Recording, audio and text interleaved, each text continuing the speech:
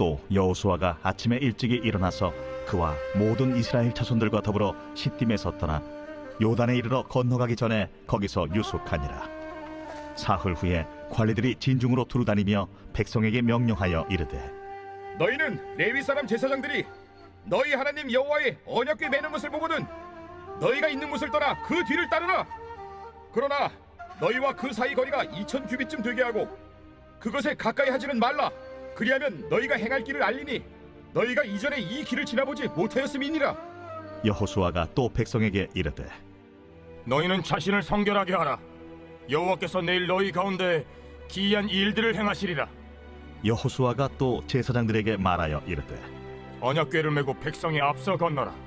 하매 곧 언약궤를 메고 백성의 앞서 나아가니라. 여호와께서 여호수아에게 이르시되, 내가 오늘부터 시작하여 너를 온 이스라엘의 목전에서 크게 하여 내가 모세와 함께 있었던 것 같이 너와 함께 있는 것을 그들이 알게 하리라. 너는 언약궤를 맨 제사장들에게 명령하여 이르기를 너희가 요단 물가에 이르거든 요단에 들어서라 하라. 여호수아가 이스라엘 자손에게 이르되, 이리 와서 너희의 하나님 여호와의 말씀을 들으라. 살아계신 하나님이 너희 가운데 계시사 가나안 족속과 헷 족속과 히위 족속과 브리스 족속과 기르가스 족속과 아모리 족속과 여부스 족속을 너희 앞에서 반드시 쫓아내실 줄을 이것으로서 너희가 알리라. 보라, 온 땅의 주의 언약궤가 너희 앞에서 요단을 건너가라니 이제 이스라엘 지파 중에서 각 지파에 한 사람씩 12명을 택하라. 온 땅의 주 여호와의 궤를 맨 제사장들의 발바닥이 요단물을 밟고 멈추면 요단물 곧 위에서부터 흘러내리던 물이 끊어지고 한 곳에 쌓여 서리라. 백성이 요단을 건너려고 자기들의 장막을 떠날 때에 제사장들은 언약궤를 메고 백성 앞에서 나아가니라. 요단이 곡식 거두는 시기에는 항상 언덕에 넘치더라. 궤를 맨 자들이 요단에 이르며 궤를 맨 제사장들의 발이 물가에 잠기자 곧 위에서부터 흘러내리던 물이 그쳐서 사르단에 가까운 매우 멀리 있는 아담 성읍 변두리에 일어나 한 곳에 쌓이고 아라바의 바다 염해로 향하여 흘러가는 물은 온전히 끊어지며 백성이 여리고 앞으로 바로 건너있어 여호와의 언약궤를 맨 제사장들은 요단 가운데 마른 땅에 굳게 섰고 그 모든 백성이 요단을 건너기를 마칠 때까지 모든 이스라엘은 그 마른 땅으로 건너갔더라. 할렐루야. 우리를 여기까지 인도하신 주님의 이름을 찬양합니다. 우리 놀라우신 하나님 앞에 우리 감사와 찬양과 영광과 존귀의 큰 박수 올려드리겠습니다. 아름다우신 주님, 우리를 여기까지 인도하신 우리 놀라우신 주님의 이름을 찬양합니다. 우리 주님 감사와 영광을 받아 주시옵소서. 할렐루야. 우리 하나님의 놀라운 은혜 가운데 우리 한범위를 우리 포도의 성도들 한번 바라보시면서요, 오늘 이 시간 곳곳에 흩어져 있는 우리 글로벌 포도 식구들을 향해서도 우리 한번 뜨거운 사랑과 격려와 축복의 박수를 서로에게 보내도록 하겠습니다. 주님의 놀라우신 은혜가 우리 모두에게 있게 되기를 주님의 이름으로 축복합니다. 할렐루야. 사랑하는 여러분, 성령 충만하십시오. 말씀 충만하십시오. 감사 충만한 은혜가 있게 되기를 축복합니다. 우리 시간의 죽은 자 되신 주님께서 정말 우리의 삶에 하나님의 때 그 카이로스의 문을 활짝 열어주시고 복되고 귀한 송구 영신이 되는 놀라운 은총을 허락하실 줄로 믿습니다. 우리 그 마음을 담아서요, 우리 옆에 사람에게 이렇게 한번 축복했으면 좋겠습니다. 주님이 앞서가십니다. 이렇게 한번 축복하시겠어요? 주님이 앞서가십니다. 네, 우리 앞서가시는 우리 주님의 뒤를 따르는 우리 모두가 되기를 주님의 이름으로 축복합니다. 여러분이 20세기 초에 남극과 북극의 극지 탐험단의 기록을 보면요, 빙하를 건너가는 탐험가들은 지도를 들고 길을 찾지 않는다고 해요. 왜냐하면 이 빙하의 형태가 매일 바뀌고 어제 안전했던 길조차 오늘은 붕괴되기 때문입니다. 그래서 그들은 결코 지도를 의지할 수 없었어요. 다만 그들은 해빙 위를 함께 걷는데 중요한 생존 규칙을 지켰다라고 해요. 철저하게 준수했습니다. 그 생존 규칙 첫 번째는 첫 발에 얼음이 울리고 소리를 내면 즉시 멈춘다는 거예요. 얼음이 울린다는 것은 이렇게 사람의 하중이 받아쳐졌을 때 얼음 내부에 이렇게 균열이 생기거나 기존의 균열이 확장될 때 이렇게 우웅 하는 그런 진동음들이 들리는데요. 이것은 지금 이 하중이 한계에 가까워졌다는 경고입니다. 그러니까 이때 당장 멈춰서서 더 이상 하중을 증가시키지 않아야 한다라고 해요. 극지의 탐험가 어니스트 세클턴은 이를 얼음이 우리에게 말을 걸 때라고 표현했습니다. 두 번째 규칙은 다음 발이 이전 발의 이 보폭보다 절대 멀리 딛지 않는다는 거예요.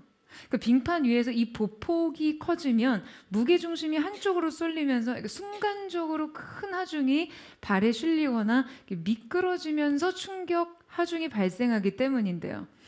몸을 늘 미지의 지점에 둘 때는 작고 확실한 보폭을 유지하라는 거죠.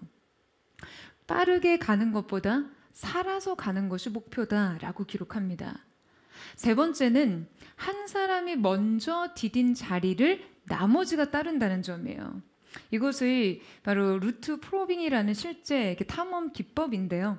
앞 사람이 밟고 지난 지점은 최소한 그 무게를 견딘 지점이라는 표시이기 때문에 지금 뒤따르는 사람들은 앞선 자들의 검증된 경로를 예외 없이 지키면서 나아가야 한다는 것이죠. 그러니까 그래야만 함께 위험을 최대한 통제할 수 있다는 거예요. 그런데 이때 놀라운 것은 그들이 그렇게 통과한 곳을 뒤돌아보면 마치 누군가가 이미 길을 내놓았던 것처럼 없던 길이 생겨 있다는 것입니다. 그들에게 길은 늘 회고적으로 보여요. 그 길은 앞에서는 보이지 않고 뒤에서만 볼 수 있었죠. 그들은 길을 찾은 사람이 아니라 길을 만든 사람이었던 거죠. 그리고 그 걸음들의 흔적들은 바로 뒤따르는 사람들의 안전망이 되는 것이에요. 여러분, 우리의 삶이 마치 이 위험천만한 빙하 위의 행군 같지 않으세요? 얼음 위를 걷는 이들의 탐험이 마치 교회가 이 시대를 함께 걸어가는 것과 닮아있지 않습니까? 과연 우리가 어떤 방향으로 한 걸음을 디뎌야 할지, 그 길의 안전성이 너무나 불확실하고 그 불확실성 자체가 이 과정의 본질이라는 것이 인생의 길과 많이 닮아있죠. 그리고 나의 한 걸음이 나를 뒤따르는 다음 세대에게 안전한 길의 확보라는 것에서 책임의 무게를 느낍니다. 오늘 함께 읽은 본문 속의 이스라엘 백성 역시 가보지 않은 길 위에서 길을 찾기보다 믿음과 순종으로 길을 만들어야 하는 도전에 직면해 있습니다. 광야 생활을 마친 세대가 이제 약속의 땅으로 들어가는 첫 발을 내딛는 사건이죠. 이스라엘 백성은 지금 광야 40년 동안 요단 동편에 머물렀는데요. 자, 이제 가나안 그 중심부로 진입하기 위해서는 반드시 요단강을 건너야 했습니다. 요단강을 건너지 않고서는 다른 우회로가 사실상 존재하지 않았어요. 그러니까 이 강은 비교적 규모 면에서는 작은 강이었고 폭은 넓지는 않았으나 수중 낙차가 큰 강이어서 우기에는 거의 도하가 불가능한 곳이었어요. 하지만 이스라엘 백성은 이 강을 건너 하나님께서 주실 기업의 땅에 들어가야 했습니다. 그들은 한 번도 가보지 않은 낯설고 두려운 길 앞에 서 있었어요. 자, 이 새로운 분기점에서 여호수아와 이스라엘 백성들을 통해 우리 역시 새롭게 펼쳐질 이 미래의 시간을 어떻게 마주하며 준비하고 직면해야 하는지 우리가 함께 깨닫기를 원하는데요. 자, 오늘 본문 1절 말씀을 같이 한번 읽어보도록 하겠습니다. 1절 말씀 시작. 또 여호수아가 아침에 일찍이 일어나서 그와 모든 이스라엘 자손들과 더불어 시팀에서 떠나 요단에 이르러 건너가기 전에 거기서 유숙하니라. 자, 1절 말씀에 시간과 장소에 대한 명확한 기록이 보이죠.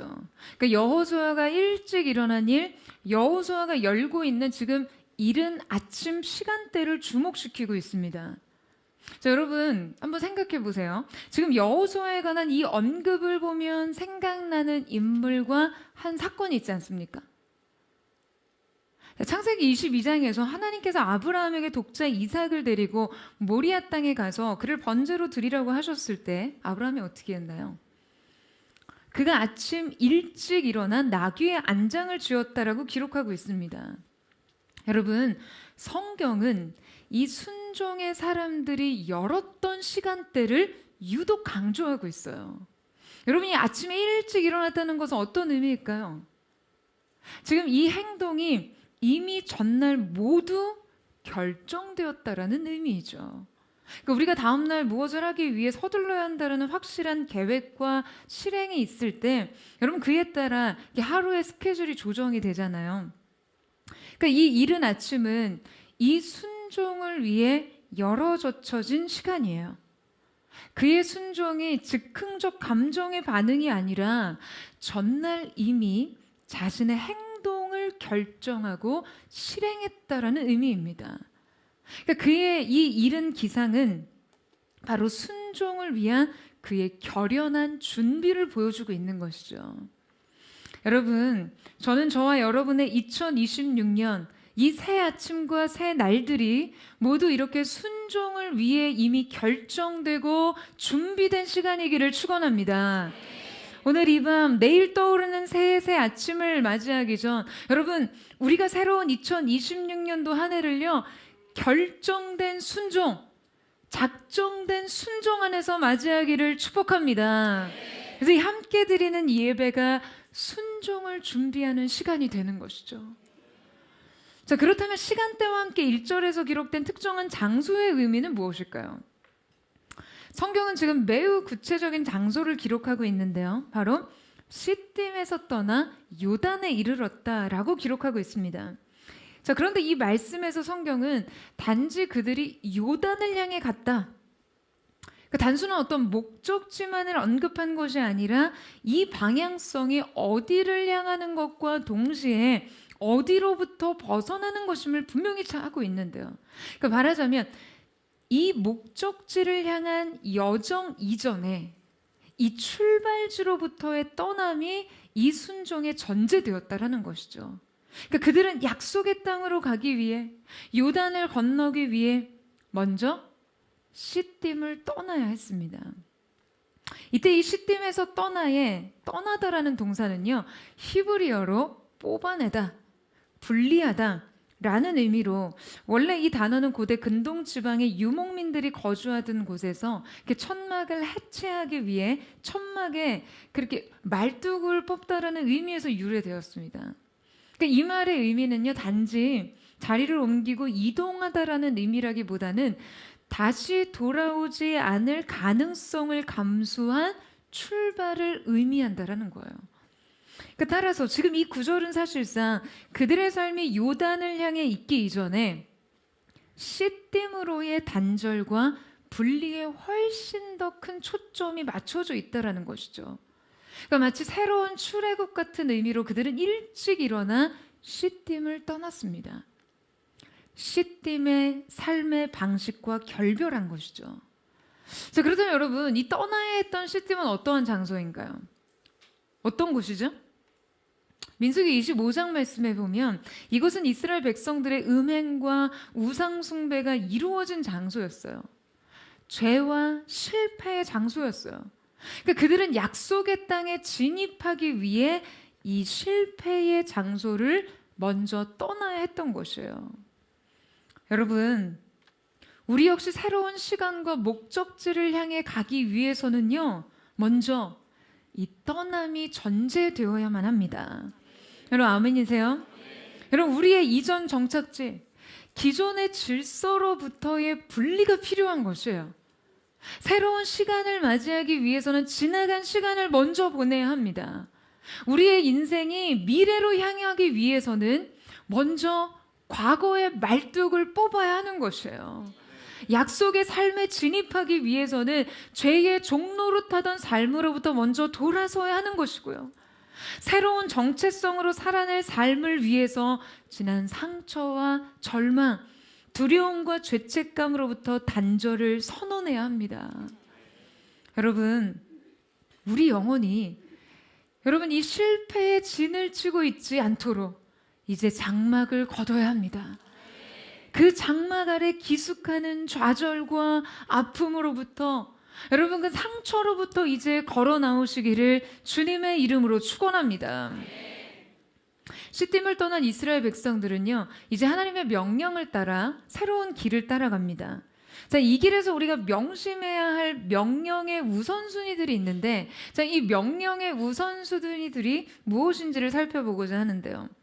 자, 하나님이 인도하시는 삶의 질서 첫 번째는 언약궤를 따라가라입니다. 자, 우리 3절에서 4절 말씀을 같이 한번 읽겠습니다. 3절에서 4절 말씀 시작. 백성에게 명령하여 이르되 너희는 레위 사람 제사장들이 너희 하나님 여호와의 언약궤 매는 것을 보거든 너희가 있는 곳을 떠나 그 뒤를 따르라. 그러나 너희와 그 사이 거리가 2000규빗쯤 되게 하고 그것에 가까이 하지는 말라. 그리하면 너희가 행할 길을 알리니 너희가 이전에 이 길을 지나보지 못하였음이니라 하니라. 자, 이제 백성들은 하나님의 명령을 준수하며 새로운 길로 전진합니다. 자, 그런데 여러분 그 전진의 시그널이 뭐였어요? 여호와의 언약궤 매는 것을 보거든 그 뒤를 따르라. 여러분 언약궤는요, 그들의 인생의 가장 결정적인 시그널이었습니다. 여호수아서 3장 4절 말씀에서 언약궤라는 단어가요 무려 20번 이상 등장해요. 그러니까 여러분 결국 우리가 우리의 인생길을 걸어갈 때 가장 중요한 것이 여러분 뭐라는 것이죠? 하나님의 현존과 임재를 상징하는 이 언약궤. 이 언약궤가 우리의 인생의 본질이라는 것이에요. 여러분 이 사실에 동의하세요? 아멘이십니까? 여러분 우리의 인생의 유일한 전진의 시그널은 이 임재뿐입니다. 결코 여러분의 욕망과 조급함, 두려움과 염려, 세상의 필요와 기대가 되지 않도록 하세요. 내면의 욕구와 세상의 요구사항에만 급급하면서 그냥 다짜고짜 일부 앞으로 전진하는 그런 인생 되지 않기를 축복합니다. 여러분 이 길에서 이들의 가고 서는 모든 기준점은 언약궤의 움직임이었어요. 주님의 임재로 주님의 말씀 앞서 행하시면 함께 가고 멈추시면 그곳이 어디든 판단 중지, 행동 중지, 멈춤을 통해서 우리의 순종을 표현해야 하는 것이죠. 자, 그런데 지금 함께 읽은 말씀에서 유난히 강조되고 있는 것이 하나 있는데요. 자, 여러분 그게 무엇입니까? 뭐가 지금 강조되고 있을까요? 백성과 언약궤 사이의 거리죠. 여러분 성경은 매우 정확하게 언약궤와 백성들 사이의 거리를 2000규빗쯤 되게 하고 그것을 가까이 하지 말라고 매우 구체적으로 규정하고 명령하고 계십니다. 2000규빗은 한 900m 정도 되는 거리거든요. 근데 과연 왜 하나님께서 언약궤를 백성 앞에 두시면서 지금 이 거리를 매우 의도적으로 엄격하게 유지하게 하셨던 것일까요? 여러분 지금 이스라엘 백성들이 수십만이 함께 이동을 하고 있잖아요. 그러니까 한 900m 정도 떨어진 이 언약궤 백성들 사이의 거리는요, 실제 그들이 걷고 이동하던 개활지의 지형을 고려할 때 대규모의 집단 이동에서 신호식별이 가능한 최적의 거리라고 판단됩니다. 그러니까 말하자면 2000규빗이란 거리란 여러분 군중 전체가요 언약궤의 움직임을 지금 시각적으로 인식할 수 있는 거리였던 것이죠. 그래서 그러니까 지금 이 거리를 여러분 좁히지 말라고 하신 이유는 후열에 선 백성들까지도 언약궤의 위치와 이동이 파악 가능하도록 하신 것이에요. 자, 여러분 이건 어떤 연유에서일까요? 여러분 스칸디나비아 반도에 가면 레밍이라고 불리는 작은 들쥐가 있습니다.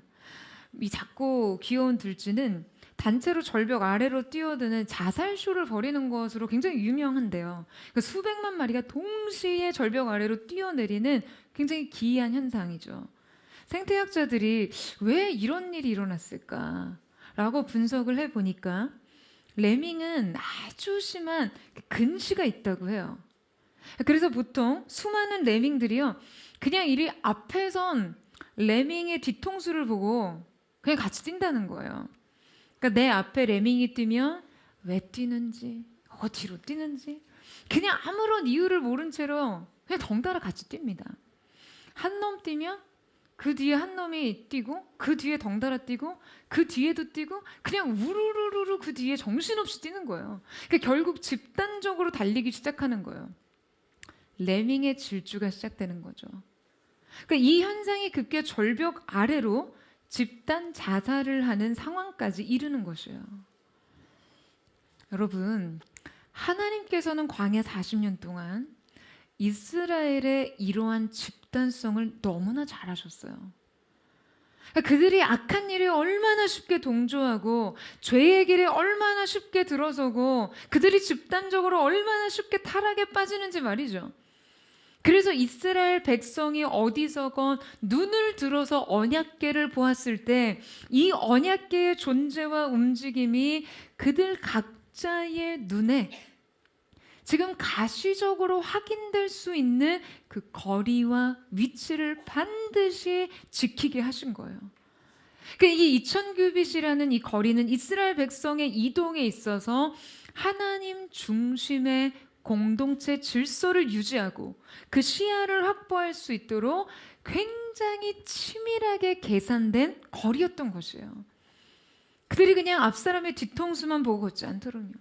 그냥 앞사람이 걸으니 걷고 멈추니 멈추고 돌아서니 돌아서는 그런 길을 가서는 안 된다라는 거죠. 또한 그저 이전에 알던 방식대로 그냥 지금 걷던 방향대로 경험에 의존한 모든 걸음을 경계하시는 거예요. 주님은 타성에 젖어서 쉽게 목적과 방향을 상실하고 그저 습관적으로 살아가는 우리의 본성을 너무나 잘 알고 계십니다. 우리의 영적 루틴은요, 결코 어제의 경험과 매뉴얼이 될 수 없습니다. 여러분, 오늘도 우리가 결코 통제할 수 없는 그 두조적인 하나님의 임재를 따라 내 자신의 향방을 결정하는 것, 그러나 그분이 가시면 집요하고 성실하게 그 길을 따라서 걷는 것, 그것이 우리의 계속될 루틴이에요. 여러분, 새해 우리의 삶을 인도하시는 하나님을 여러분 우리가 어떻게 따라가야 할지가 오늘 이 말씀을 통해 계시됩니다. 주님께서는 그분의 임재를 우리가 언제서든 어디에서든 눈을 들어 그분을 바라볼 때 우리가 하나님의 임재를 확인할 수 있도록 우리에 앞서 계십니다.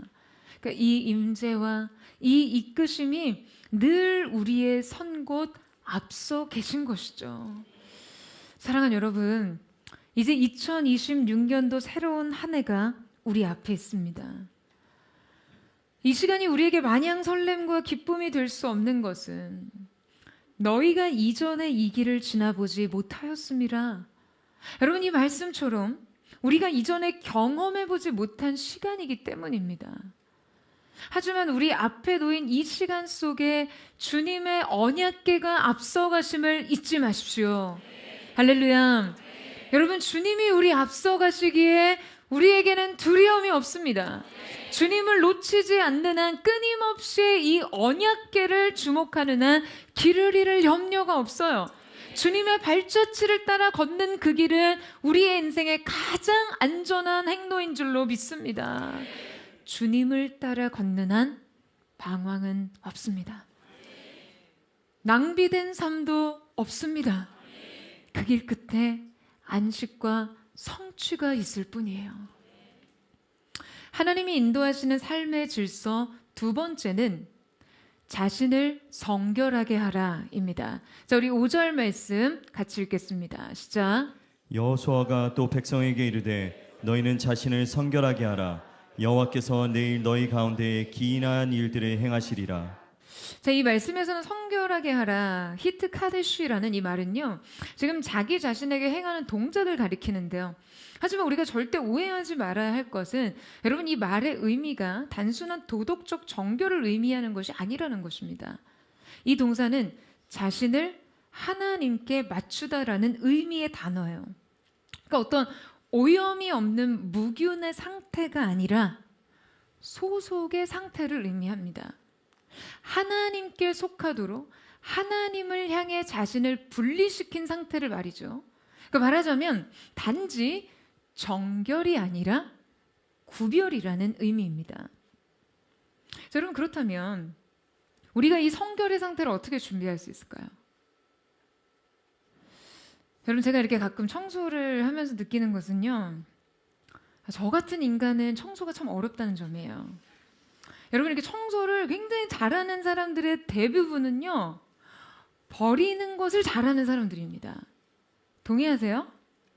보통 어떤 물건이든 이렇게 미련을 갖고 잘 버리지 못하는 사람은 늘 주변에 이렇게 물건이 많이 쌓이거든요. 제가 가끔 가족들이랑 있을 때 머리도 식힐 겸 제가 자진해서 부엌을 정리하고 설거지를 하겠다고 할 때가 있어요. 근데 제가 하겠다고 하는데도 한사코 제 동생이 아무것도 안 하는 게 도와주는 거야.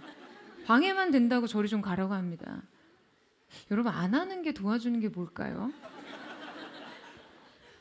제가 설거지를 이렇게 차분하게 하고 있으면 아니 뭐 그릇 잡고 무슨 기도하고 있냐고 뭐 이렇게 구박을 하거든요. 근데 여러분 그래도 부엌은요 버리고 치워야 할 게 확실하잖아요. 음식물 쓰레기 너무 확실히 명백해요. 그나마 좀 단순한데요. 제 방에만 들어오면 확실히 주변 정리 능력이 너무나 떨어진다는 사실을 제가 깨닫게 됩니다. 왜냐하면 이렇게 정리를 하려고 마음을 먹어도 해결이 안 되는 상황을 자꾸 직면하는 거예요. 이거 버리려고 하다 보면 아까워요. 이거 언젠가 좀 쓸 일이 있을 것 같은데 그래서 막 버릴까 말까? 이렇게 넣다가 뺐다 갈등하다가 자꾸만 도로 싸놓습니다. 이거 언젠가 필요할지도 모른다라는 이 불확실성 때문에 결정을 하지 못하는 거예요. 그리고 뭔가 버리려고 보면은 이걸 또 지불하고 샀잖아요. 이 지불된 값을 생각하면서 또 갈등하는 거죠. 그러니까 쓰임이 없는 물건에도 가치가 매겨지니까 처리를 하지 못해요. 그래서 제가 사실 상당히 열심히 하긴 하거든요. 그래서 뭔가 굉장히 열심히 했는데 딱히 달라진 게 없어요. 그런데 사실 그 물건들이 결국 제 곁에 쌓여가면서 여러분 이것은요 가치가 아니라 마치 부채와 같이 느껴집니다.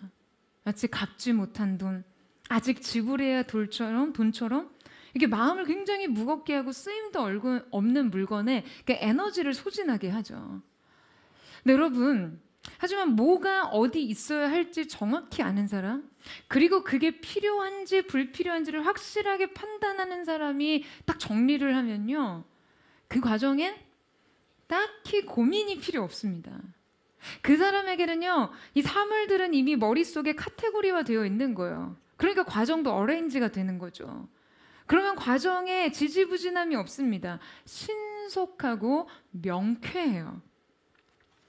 여러분 우리가 무언가를 치우고 정리한다는 것은요 사실상 각각의 소속을 정하는 일이거든요.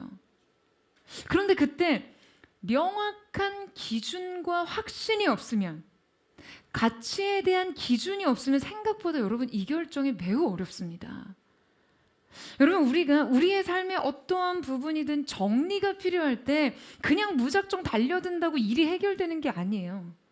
오히려 이 선택과 결정이 자신을 괴롭히죠. 바울이 내게 유익했던 모든 것을 배설물로 여긴다라는 고백이 여러분 어떻게 가능합니까? 어떻게 가능했습니까? 그리스도를 아는 지식이 그 지식의 가치가 정립되었기 때문이에요. 여러분 아멘이세요? 여러분 우리가 하나님 앞에서 내 자신을 성결하게 하고 내 삶의 질서를 세우는 일은요 먼저 우리 안에 하나님 우선순위의 가치가 세워져 있을 때 비로소 가능해집니다. 내 안에 버려야 될 것들이 정리가 되고 갈등이 없어요. 내 안에 하나님이 최우선이 될 때까지, 그리스도를 아는 지식이 가장 고귀해질 때까지 여러분 그분을 알아가는 일에 더 집중하시기를 축복합니다. 여러분 그러지 않고서는요 갈등과 번민을 일으켜요. 하나님 앞에 내려놓겠다라고 고백하고 도로 그 짐을 싸갑니다. 이거 단지 의지의 차원으로는 좌절만 느낄 뿐 우리는 결코 죄와 단절할 수 없어요. 중요한 것은 내 안에 먼저 소속이 정리되고 가치 기준이 정립돼야 합니다. 그러니까 질서를 만들 때는 기준이 필요한 것이죠. 그러니까 사물을 그 가치와 쓰임과 의미에 따라 명확하게 정의를 내릴 수 있어야 여러분 그것을 소유할지 말지를 결정할 수 있잖아요. 여러분 우리의 인생에 많은 문제들이 그렇습니다. 인생 많은 문제가 그래요. 하나님이 내 인생의 진짜 가치의 기준이 되신다면요. 여러분 삶의 다양한 영역을 이 소속 아래에서 정리하십시오. 여러분의 삶의 어떤 목표, 습관, 활동이 지금 이 소속 아래 들어올 수 있는지를 정리하셔야 돼요. 어떤 습관이 거룩 아래 소속되지 않는다면요. 어떠한 것과의 관계가 평안 안에 들어오지 않는다면요. 우리는 그것들로부터 뒤돌아설 필요가 있습니다.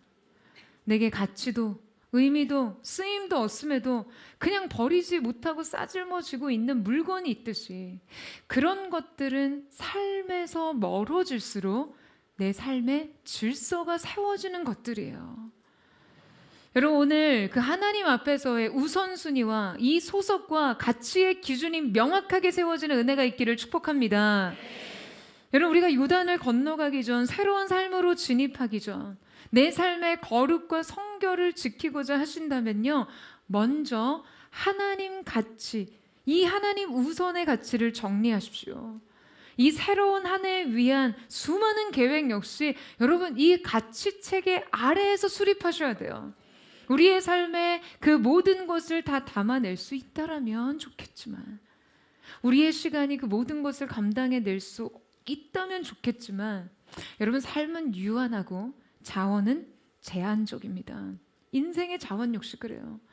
가장 중요한 것, 가장 가치 있는 것, 우리 주님을 사랑하고 예배하는 일, 그 일을 중심으로 삶을 성결하게 하시고 인생의 모든 질서를 재편하는 은혜가 오늘의 예배를 통해 이 송구 영신의 시간을 통해 있게 되기를 주님의 이름으로 축원합니다.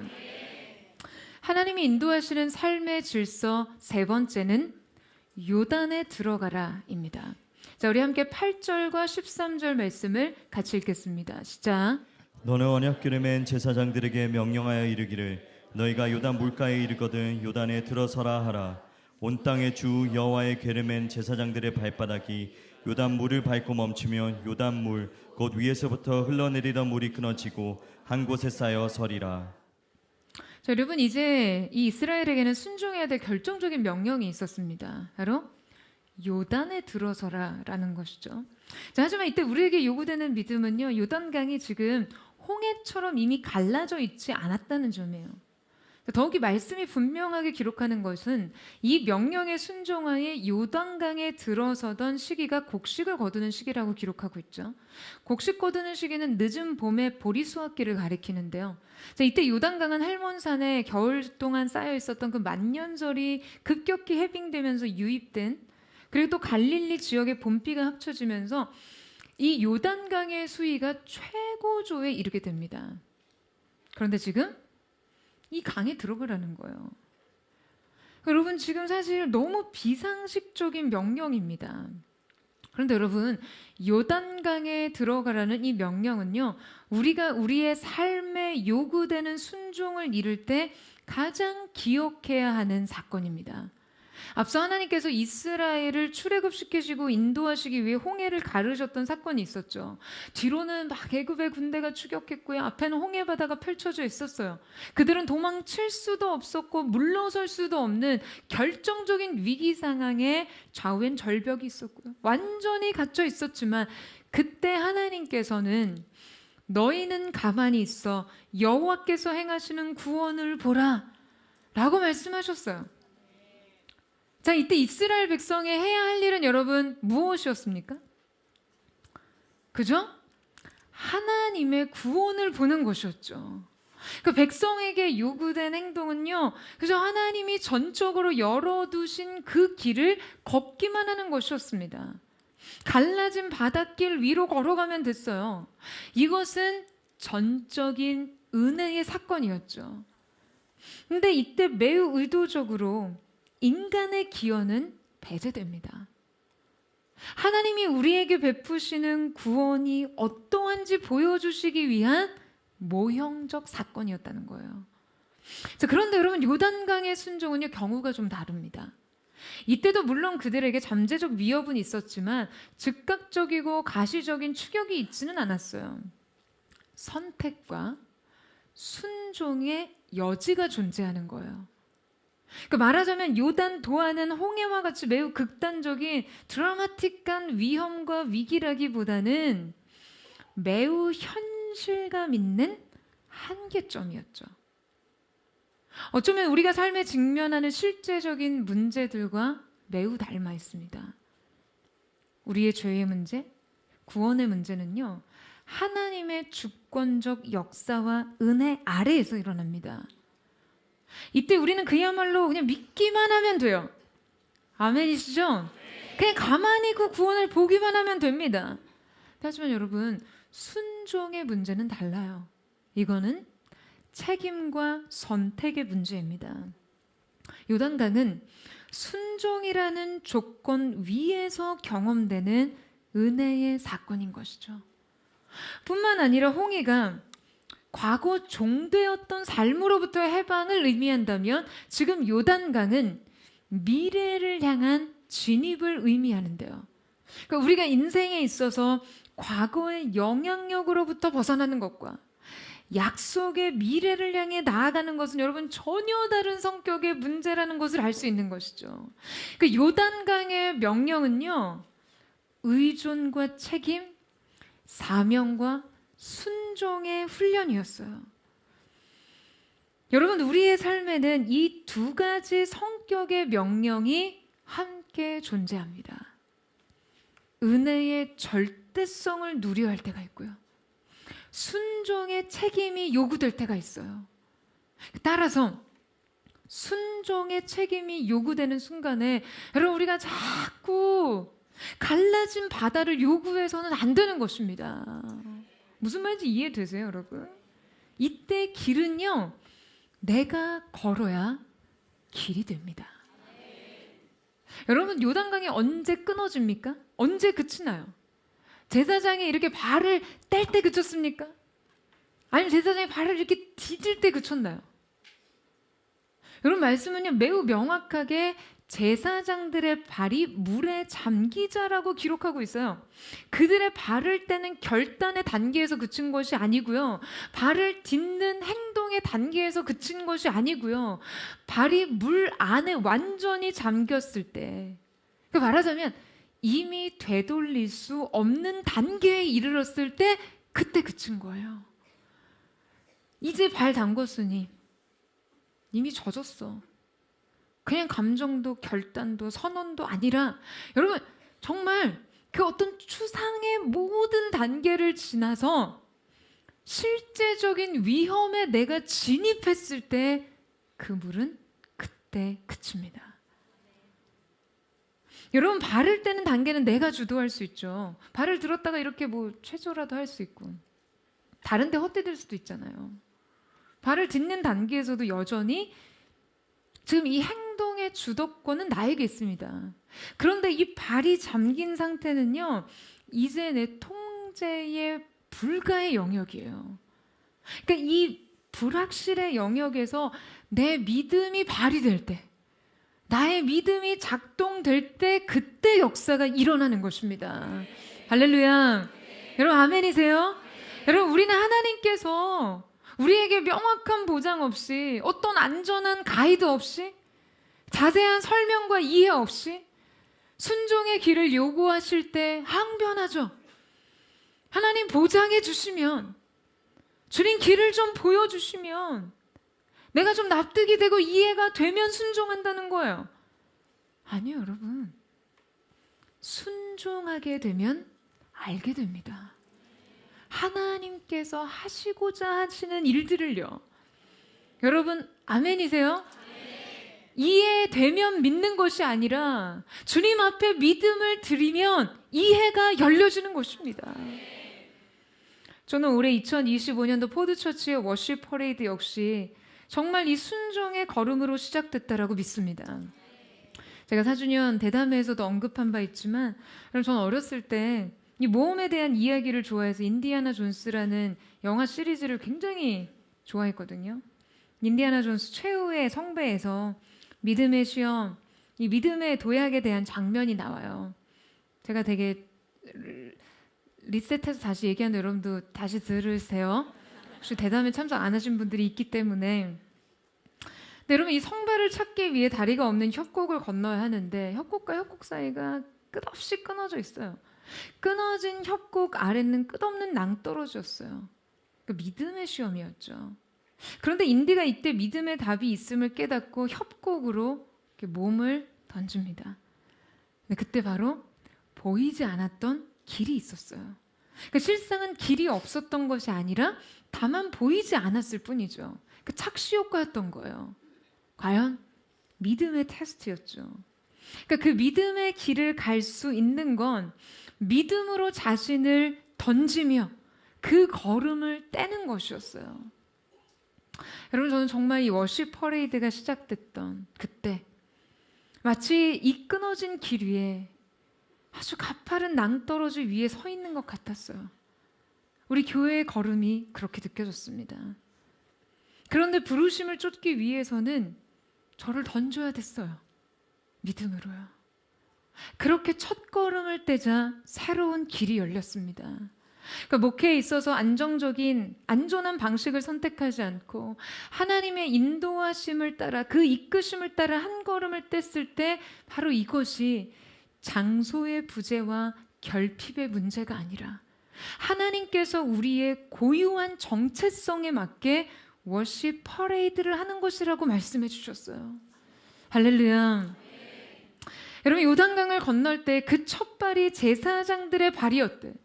그리고 그들이 단지 먼저 건너가는 사람이 아니라 모든 백성들이 끝까지 건널 때까지 그 자리에서 버티고 서 있어야 했듯이 여러분 목회자와 공동체의 리더들은 이 언약궤를 맨 자들로 이 길을 그렇게 건너야 합니다. 여러분 아멘이세요? 우리 목회자들과 리더십 아멘이십니까? 여러분 이때 이 믿음은요 모험과 인내를 모두 포함한 것이죠.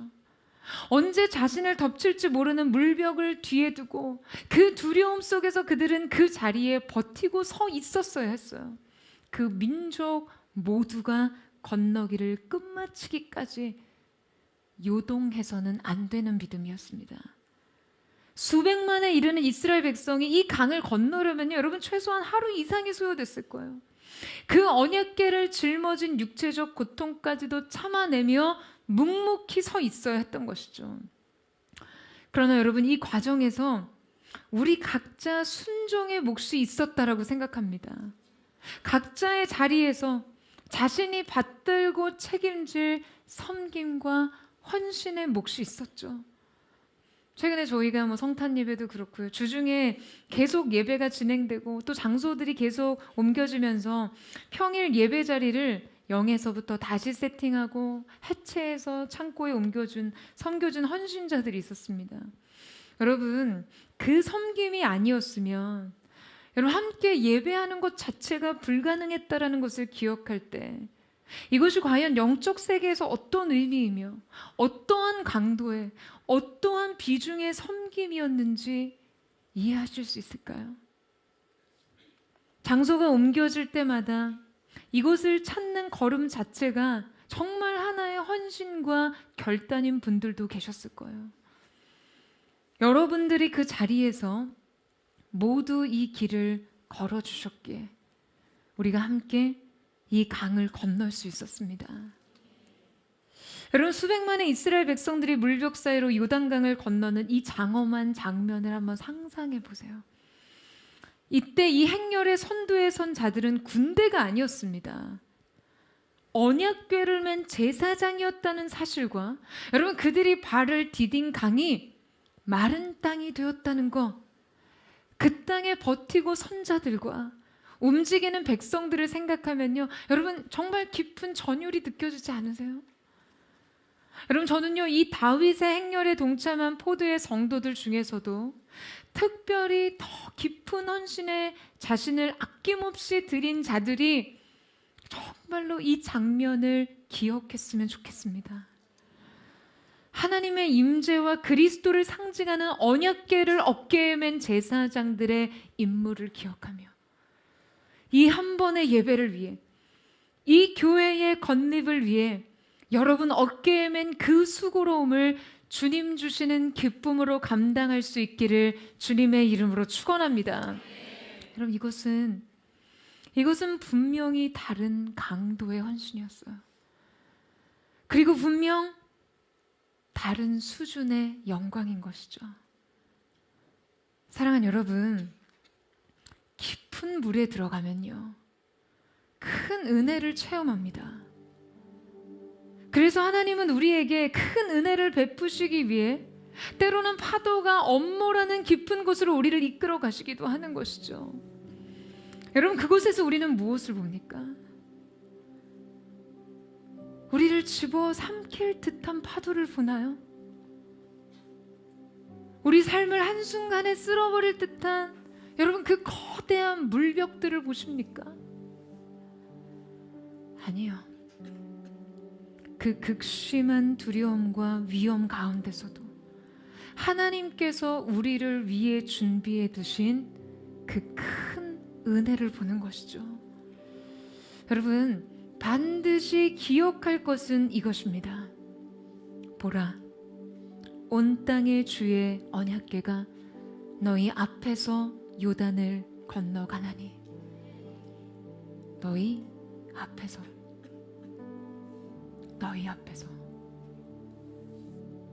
여러분, 언제나 이 깊은 물 속에는 은혜가 선행합니다. 그분의 임재는 늘 선행적인 은혜입니다. 그 물 가운데서도, 그 물 가운데서 죽음의 위험과 공포가 아닌 여러분, 그분의 임재를 경험하는 것이죠. 저는 새로운 한 해 우리 인생의 깊은 물 가운데서 그 중심에 서신 하나님의 선행적 임재를 날마다 매일의 삶의 현장 속에서 체험하는 은혜가 있게 되기를 주님의 이름으로 축원합니다. 그 영광의 궤를 어깨에 짊어진 그 귀한 헌신자, 섬김의 사람들로서 하나님이 기쁘게 여기시는 이 시대 거룩한 다윗의 행렬지기들, 그 영광을 수종드는 저와 여러분 되시기를 주님의 이름으로 축원합니다. 우리 시간 함께 찬양하며 주님 앞에 나아갔으면 좋겠습니다. 사랑하는 주님, 2025년도의 한 해를 뒤로하고 오늘 주께서 마치 시딤을 떠나라 하신 것처럼 지난 실패와 두려움과 우리 자신의 욕망과 우리 자신의 모든 상처로부터 떠나 주님께서 약속하신 새로운 소망의 한 해 2026년을 향해 걷기를 원합니다. 비록 우리 앞에 인생의 한계와 같은 요단강이 있을지라도 주님 말씀하시면 믿음과 순종으로 주님 따르는 걸음으로 달려가기를 원하오니 그때 주님께서 숨겨두신 주님의 길을 발견하게 하여 주시옵소서. 우리 그 마음 고백하며 우리 함께 찬양하며 주님 앞으로 나아가기를 원합니다. 나의 가는 길 주님 인도하시네. 그는 보이지 않아도 날 위해 일하시네.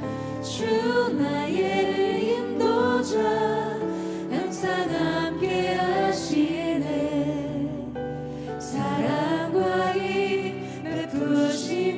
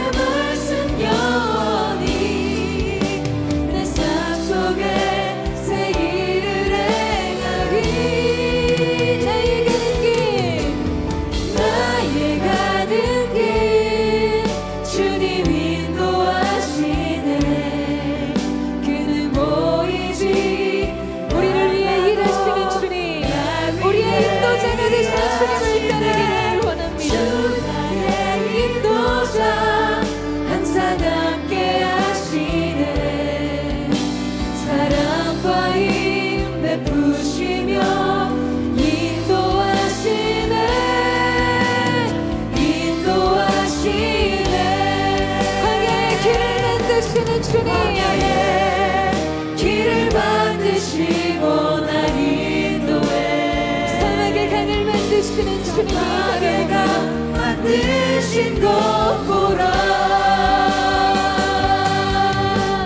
하늘과 땅 변해도 주의 말씀 영원히 내 삶 속에 새 일을 해 우리 다시 한번 선포하며 광야의 길을 만드시는 주님 길을 만드시고 날 인도해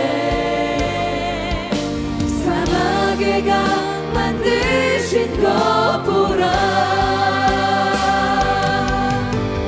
하늘과 땅 변해도 주의 말씀 영원히 내 삶 속에 새 일을 행하리 나의 가는 길 주님이 인도하시네 그는 보이지 않아도 날 위해 일하시네 주 나의 인도자 항상 함께 하시네 사랑과 힘 베푸시며 인도하시네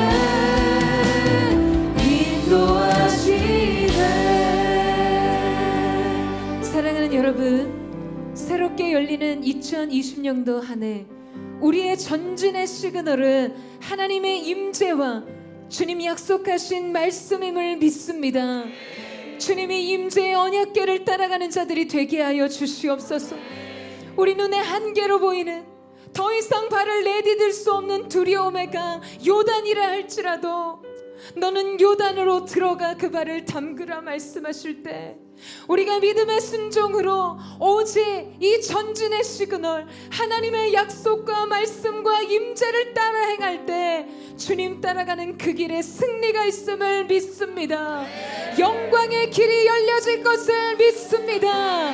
오늘 주님이 믿음과 순종이 우리 가운데 예비되는 시간이 되게 하여 주시옵소서. 오늘 우리 그 마음 그 믿음과 순종을 주님 앞에 의탁하며 주님이 가라 하시면 가고 서라 하시면 서는 믿음으로 주님을 따르는 한 해 되게 하여 주시옵소서. 우리 주여 한번 부르짖고 없으면 동성으로 기도하겠습니다.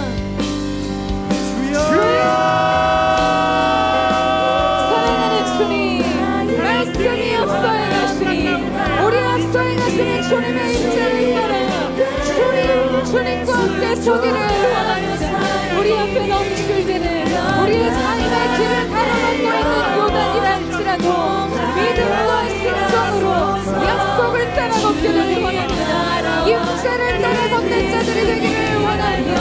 거룩하신 주님 길을 부어주셔서 두려움 없이 길을 따르게 하시고 주님 숨겨진 하나님의 길을 발견하는 보이지 않는 하나님의 길을 발견하는 거룩한 은혜의 한 해가 될 수 있도록 역사하시고 함께하여 주시옵소서.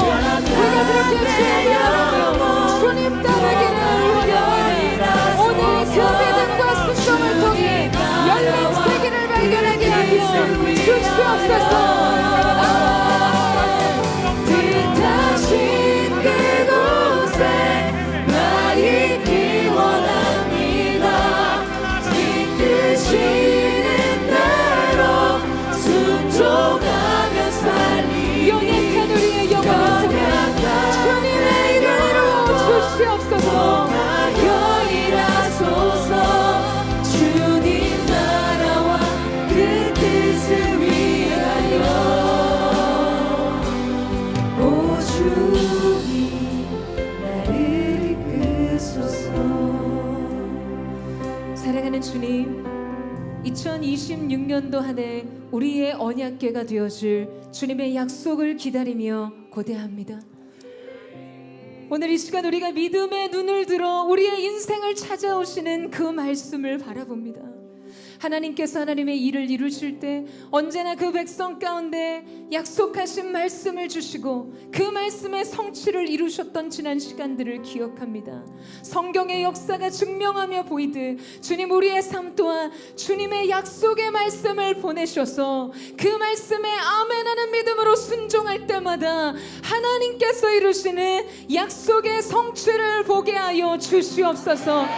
오늘 이 시간 무엇보다 하나님께서 우리 가운데 행하실 2026년도를 살아갈 우리의 발의 등불이요 우리의 길의 빛이 돼 그 약속의 말씀을 기대하는 기도를 주 앞에 올려드리기를 원합니다. 사랑하는 주님, 이 시간 우리가 기도하며 나아가오니 거룩하신 주님 약속의 말씀을 보내주시옵소서. 우리의 인생과 접붙임되어 2026년도를 승리로 살아갈 하나님의 약속이 우리의 삶 속에 찾아오는 경이롭고 기이한 시간이 열려지게 하여 주시옵소서. 우리 시간 마지막으로 주의 한번 부르짖고 우리 간절히 사모하는 마음으로 통성으로 기도하겠습니다. 주여, 사랑하는 주님, 오늘 이 시간 우리가 주님 앞에 간절히 간구합니다. 그 약속을 사모하며 고대하며 기대합니다. 주의 일하심을 바라보며 나아가기를 원합니다. 주의 일을 하여 주시옵소서. 하늘의 문을 여셔서 위로부터 우리 가운데 그 약속하신 말씀을 보내시고 그 말씀이 2026년도 안에 우리의 삶의 길이 되어 진리요 생명이요 소망이 되어지는 거룩한 은혜의 역사가 오늘 이 가운데 나타나게 하여 주시옵소서.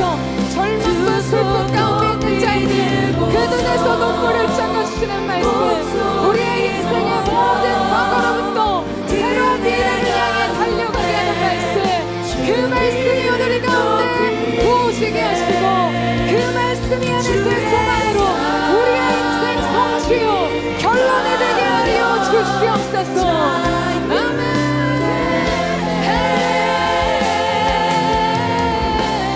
오직 주의 말씀과 주의 십자가 그의 보혈과 진실한 의지에 나를 새롭게 하시. 우리 거룩한 손을 높이 들고 예 주님 두 손 높이 들고 두 손 높이 들고서 목소리 높여 그대 가운데 주 이름 높이네. 주의 삶 오늘 주님 주시는 자유와 새로운 소망의 은혜가 열렸으니 선포합니다. 오직 주의 말씀과 주의 십자가 그의 보혈과 진실한 의지에 나를 새롭게 하시 주의 능력. 사랑하는 주님, 오늘 이 시간이 기이하고 놀라운 하나님의 시간이 되기를 원합니다. 주님, 우리의 인생 가운데 약속이 찾아오시는 시간, 그 약속이 우리의 삶의 길이요 문이 되는 시간, 새로운 소망과 성취의 영광의 조망의 시간, 그 놀랍고 경이로운 시간이 오늘 이 시간 가운데 임하게 하여 주시옵소서. 성령님 임재하여 주시고 주님의 보혈 아래 이 시간을 가두어 주셔서 각 사람 가운데 찾아가는 그 약속이 인생의 첫분침되어 결실하게 하시되 그 말씀이 열리는 순간 아멘하는 믿음, 순종하는 믿음이 예비되게 하여 주시옵소서. 그 말씀이 2026년도 안에 우리의 삶의 빛이요 길이 되는 경이로운 은혜가 있게 하여 주시옵소서. 그렇게 함께 하실 주님 앞에 우리 감사와 찬양을 올려드리며 존귀하신 예수님의 이름으로 기도드립니다. 아멘. 오늘 우리 가운데 약속의 말씀을 허락하신 하나님 앞에 우리 감사와 영광과 찬양의 박수 올려드리겠습니다.